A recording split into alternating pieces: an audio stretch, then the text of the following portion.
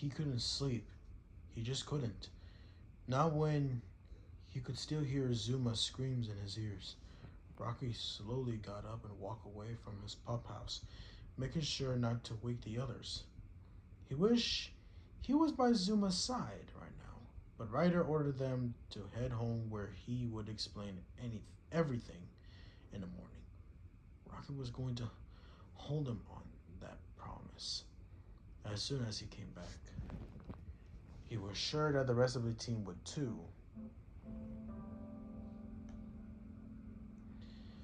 It had been very awkward to come back to the lookout without either Ryder or Zuma, especially knowing the emotional state that the latter was in.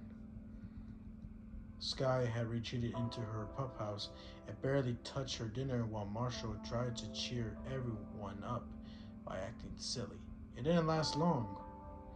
The only ones who seems to be strong enough this were Chase and Rubble.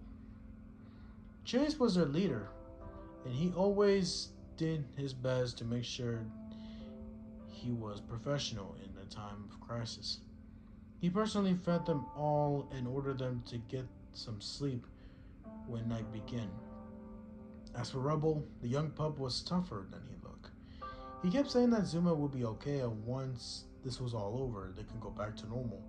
Of course, he was still a pup, and Rocky heard him crying in his sleep before hitting the hay himself. Rocky himself didn't speak it to anybody.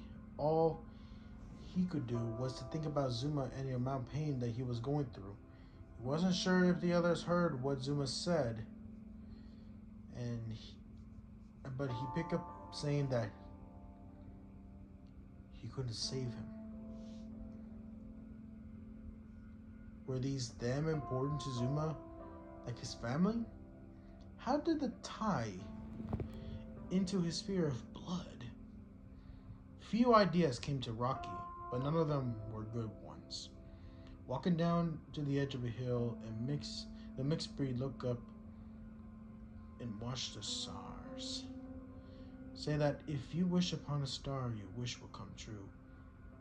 He hadn't done that since he left his old owner, but the stars never answered his wish for him to get better. Still, would it hurt to try again?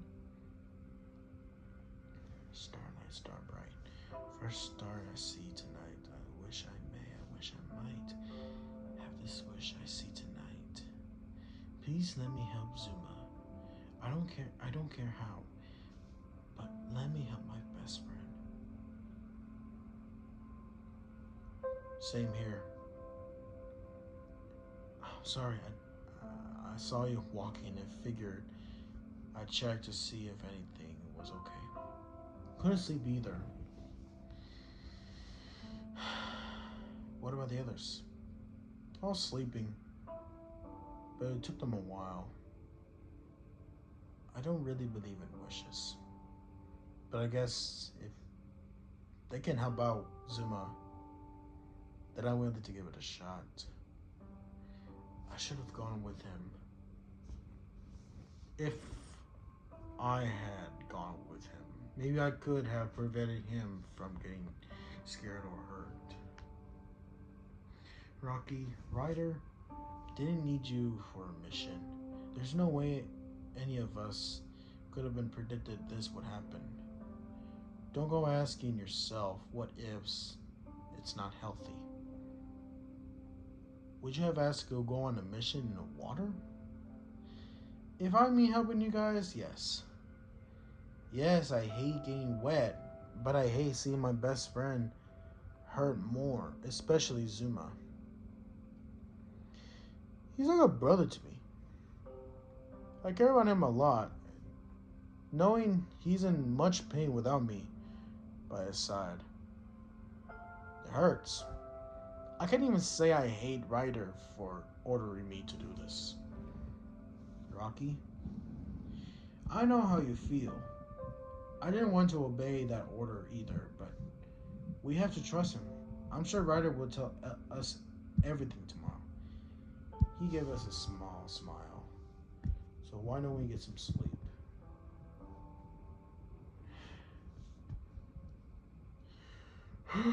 Yeah, I guess I should.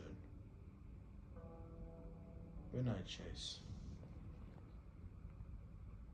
Night.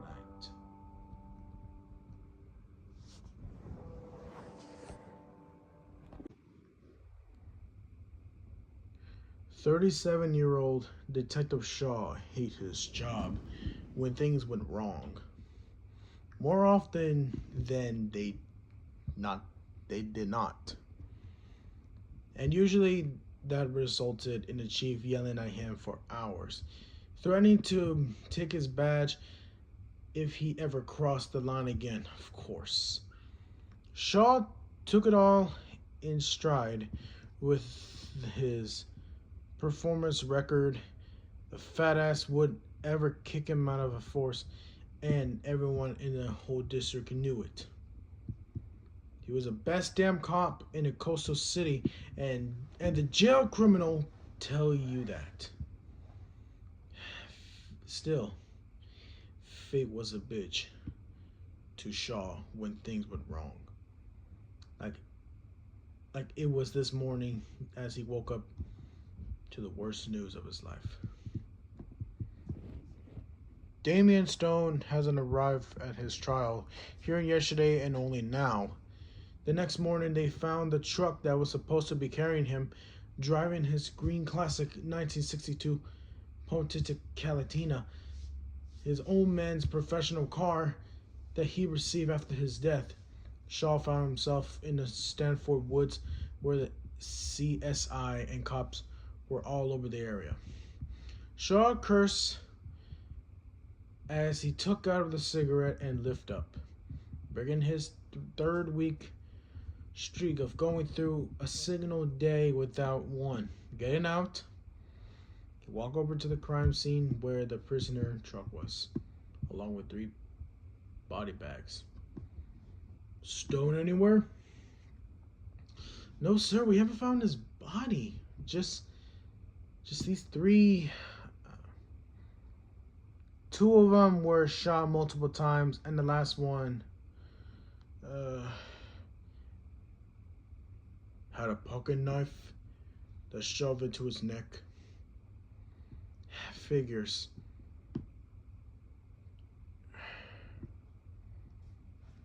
Yeah, it figures. That's his calling guard. God damn it, fetish chief. Sir, look, I don't want to be very more mature right now, because apparently, though, I know for a fact that this job has always been doing it, and what we're doing, it needs to do right. Well, what do you want to hear, Chief? The I told you so? Or the fact that we got 3 dead cops and a wanted man out doing God knows what? I don't have fucking time to do your jokes or hear it of it. I got everybody on my ass for this, and if you don't give me something, I swear you're fired. Well, maybe if we went with the original plan and having him in the actual line of police protection instead of trying to trick his gang with a single vehicle with only 3 cops, I think we might have been avoiding this situation. What do we do now? Well, he's not going to be heading back to his crib. We got officers swarming in the area. My guess is he's going to head somewhere else, but I don't know where. You know what? I guess I just know for a fact that it might be going out somewhere. We finally nailed this bastard, and after a year and a half, he's freaking gone loose again. Where the hell is Stone going? Detective, we found something that you should see. Oh shit. Zuma? Who? Chief, I know where Stone is heading. He's heading to Adventure Bay. And I need you to get every officer you can from Foggy Bottom to Egoton involved. I'm going there now.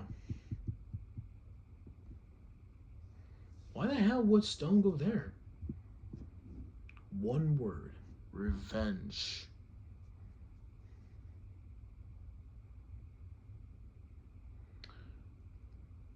And I know for a fact that I know for a kid was possible to sleep, but this was important. Ryder here. Who is this? Ryder, it's Detective Shaw. Do you remember me? Detective Shaw? Oh yeah, I remember you. What's wrong? Is Zuma with you? Yes. He's with me. What's wrong? Well, I got some bad news.